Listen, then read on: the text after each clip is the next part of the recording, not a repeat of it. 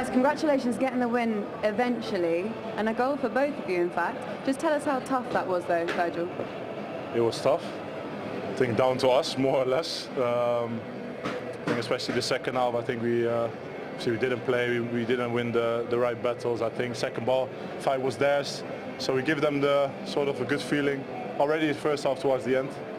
But in the end, 3 points away here. We knew it was going to be very tough, and it shows, of course. And for you, Alex, back-to-back goals now in the Premier League. How important was that one for you?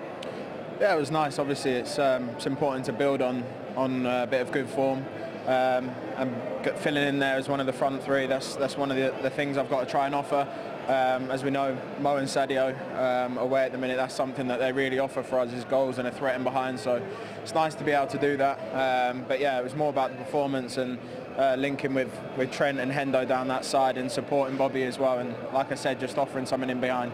Wasn't a bad goal for you either, was it? Sorry? Wasn't a bad goal for you either. Yeah, it was a very good corner kick from Robbo, and good timing. And we practice obviously a lot on this, so very important to finally get on the score sheet again. Hopefully there's a lot more to follow, but I'm just happy that we got the 3 points in the end. You know, it was a tough one. How much credit does your goalie deserve for keeping you in the game, especially in the second half? A man of the match performance for Alisson.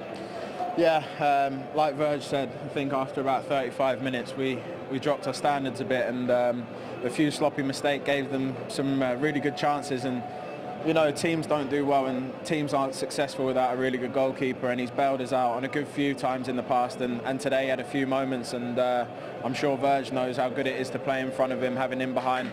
But it's our job to not have to rely on him as much. But if you ever need someone, we haven't got anyone else we'd want other than him.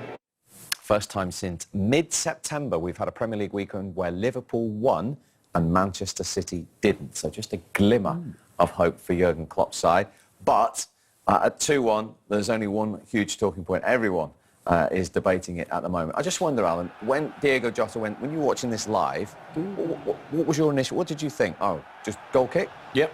When I watched it live, I thought goal kick, he miskicked it, and when I saw it in slow motion, nothing changed at all. And for the life of me, Kevin Friend and Craig Pawson, how on earth they both somehow get to this ridiculous, wrong, pathetic, stupid decision. Any other words you can give me?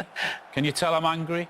The standard of our refereeing this season, has been awful. It has to be said. There are so many poor decisions. VAR is actually making our referees worse. They're under so much pressure. And I go back to the point. Never ever, not a penalty in a million years, and how two experienced, so-called experienced referees can get to the decision that they somehow think that is a penalty is baffling to me. Well, in slow motion, you see Jota take a step right. He takes a step towards the keeper and clashes into the keeper. Look, his right foot, watch his right foot, it just goes to the right. So he makes the contact. Yeah. And there is no way on earth that is a penalty. Anyone that's played the game and knows the game, I mean, if they're giving penalties for that, Alan would have scored double the amount of goals he scored in the Premier League. The crucial thing here, it wasn't given on field. And we keep being told that you have to be 100% certain to either give it or overturn it. So, Craig Pawson in VAR thinks that is an absolute howler from Kevin Friend. Yeah. Really?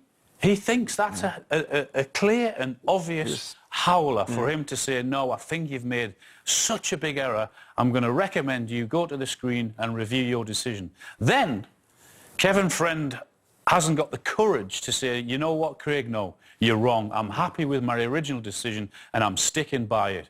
I'm not going to listen to you because I think you're wrong. But he somehow thinks, no, I've made a howler myself and I better go with what Craig's recommending.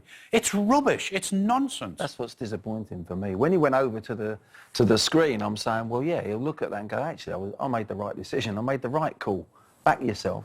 Because it's as clear as day to any of us that it's not a penalty. And in the end, he's got convinced somehow that, hang on a minute, he's doubting himself. No, it is a penalty. Now, I don't understand what we've just gone through, how that's given as a penalty. I really don't.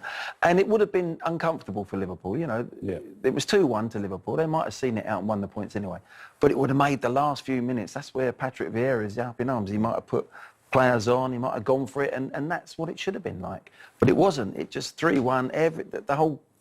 Everything was sucked out of Palace. You could see it. They absolutely knew it wasn't a penalty themselves. They go down to 3-1 and the game's finished.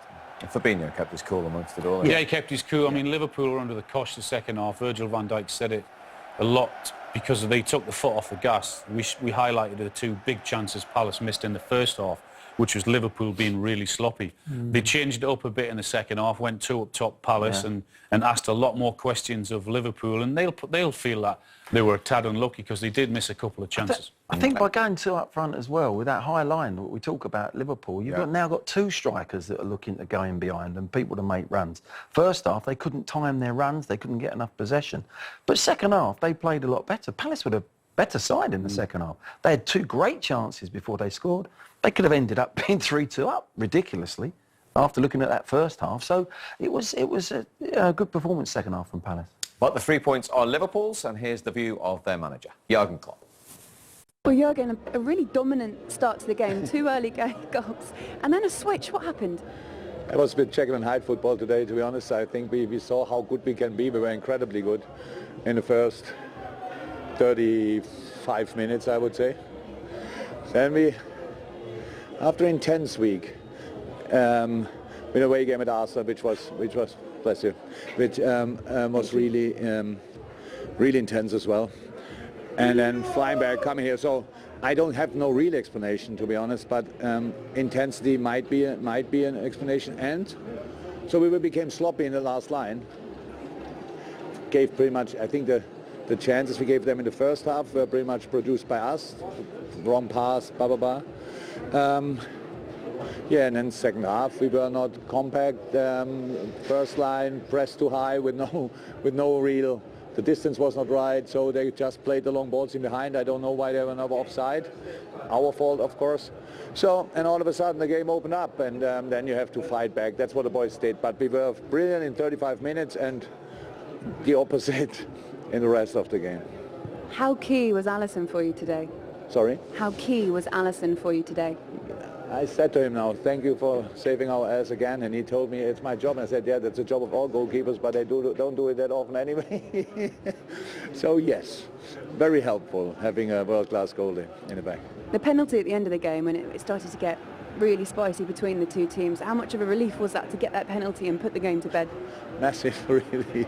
I didn't see it back, but I don't think I have to, because VR thought it's a penalty, the ref saw it is a penalty, so the people, Crystal Palace people, thought it's no penalty. I understand, but I think that's the proof you need, and so then top taken by Fab, and yeah, big 3 points today for us, really big. Intense period again, so now a little bit of breather, which helps, at least for most of us, not for all of us. The Brazilians have to go, Chucky has to go, but the rest can take a deep breath, and then we start again. Well, they'll start again, and as we said right at the top of the day, all they can do is keep winning and see where it takes them. Yeah, absolutely. They've done their job today, and I mean, he summed it up perfectly in terms of the chances they gave Palace in the first half. They gifted them. Second half, Palace were the better team, came into it. Liverpool didn't play well at all, but they did enough, did what they had to do, get 3 points after Man City slipping up yesterday, and they'll keep on going. Yep, they've done their job this weekend. Okay.